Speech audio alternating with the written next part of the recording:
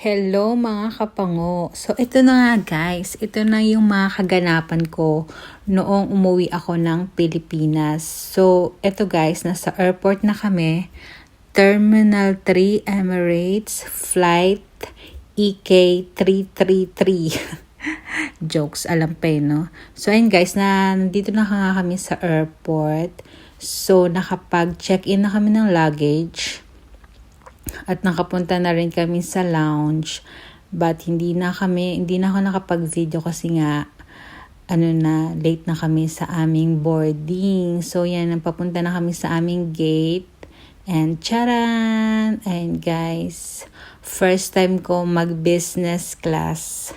As in, may pa-free drinks sila dyan. Pa-welcome drinks.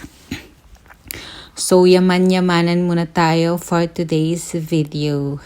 So, and guys, nag-umandar na, nag-fly na ang ating plane. So, and guys, first meal, ating breakfast.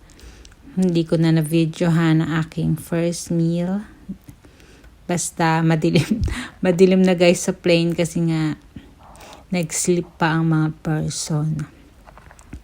So, ayun nga guys, yaman-yamanan muna tayo.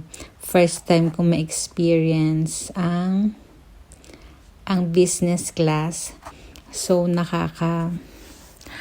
nakaka-happy dahil nga special treatment tayo dito. So, nagbaon pala ako dyan ng aking mask kasi nga, sabi nga nila is nakaka-dry ang weather sa airplane. Nakaka-dry ang pag-fly sa plane. So, nagbaon ako ng aking mask dyan para pamper na rin. So, ayun nga guys. So, nakaka-happy nga ang special treatment dito. Tatanungin ka nila kung what do you need, if you want wine, you want dessert. Tapos nag-offer nga sila dyan ng pantulog. Nag-offer din sila ng pangsapin sa iyong upuan. So, ayun nga guys. Yaman-yamanan tayo ngayon. So, ito nga, nagbaon nga ako ng aking mask. So, ilalagay ko na siya ngayon.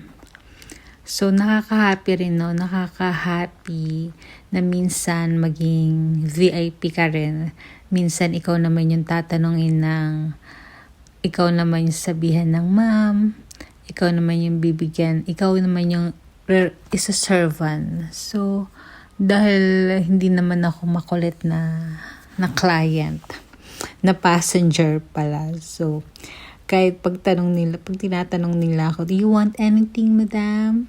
So, no, thanks, I'm okay. So, ayun nga guys, pagkatapos ko maglagay ng mask, is nanood ako ng movie. And then, nag-serve pa sila ng another meal. So, parang pangalawang meal na yun. So, ayun nga guys, mga itsura ko dyan. Wala kasi akong lagayan ng aking cellphone. So, medyo natutumba-tumba na siya dyan. Medyo hindi na natatarget yung face ko sa camera. So, ayun nga guys, I'm so happy na makakauwi na ako ng Pilipinas after 7 years or 6 years. But nakakasad lang dahil nga wala nang susundo sa akin. Anyway, ayoko nang umiyak for this vlog. So, makita nyo nga guys, ito ang aking itsura. Teren! Scary na aking face dyan. So, ayun nga guys, maglagay muna tayo dyan ng ating skincare for today's video. So, ano pa nga bang gagawin ko dyan is mag-sleep na after. And then, charan, this is the main course. Main course ba yun? Tama.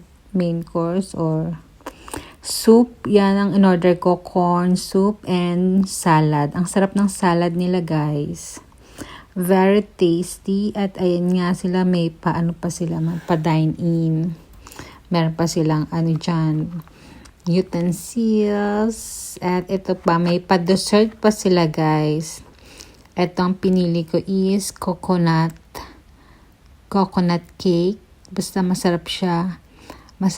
Inubos ko siya dahil nga sayang nga ang pinangbayad natin kung hindi natin uubusin. Dahil minsan nga lang tayong maging business class. So ayun guys, landing na tayo. Ready for landing. So ayun nga guys, nagland na tayo sa Philippines.